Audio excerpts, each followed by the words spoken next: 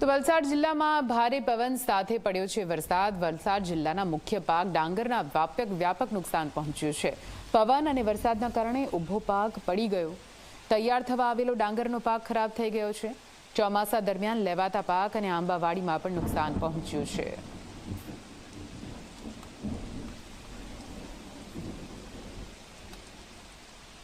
વલસાડ જિલ્લામાં ગતરોજ પડેલા ભારે વરસાદના કારણે ખેડૂતોને પણ વ્યાપક નુકસાન થવા પામ્યું છે। ત્યારે જો વાત કરીએ તો વલસાડ જિલ્લાનો મુખ્ય પાક એવો ડાંગરનો પાક છે, તે ડાંગરના પાકમાં ભારે નુકસાન થવા પામ્યું છે। જે રીતે ભારે પવન સાથે જે વરસાદ વરસ્યો હતો તેને લઈને જે ડાંગરનો પાક ઊભો હતો તે હાલ તો પડી ગયો છે। આપ જે પ્રમાણે દ્રશ્યોમાં જોઈ શકો છો કે જે ખેડૂતનો જે ડાંગરનો ઊભો પાક છે તે પડી ગયો છે। તેને લઈને ક્યાંક ને ક્યાંક ખેડૂતોને ડાંગરના પાકમાં વ્યાપક નુકસાન થવા પામ્યું હોય એવું ચોક્કસથી કહી શકાય। આપણી સાથે ખેડૂત જોડાયા છે।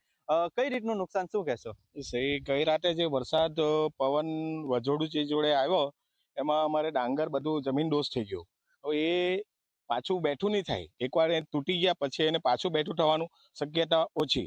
હવે આટલી બધી મોટી નુકસાની જ્યારે પાક લેવાની તૈયારી જેવી હતી ત્યારે આ નુકસાની આવી ગઈ। હવે આ નુકસાનીથી જો કદાચ કોઈ સરકારી યોજનામાં સરકાર જો કંઈક રાહતનું પેકેજ જાહેર કરે તો દરેક ખેડૂતોને એમાં થોડી ઘણી રાહત રહી એવી અમે આશા વ્યક્ત કરીએ।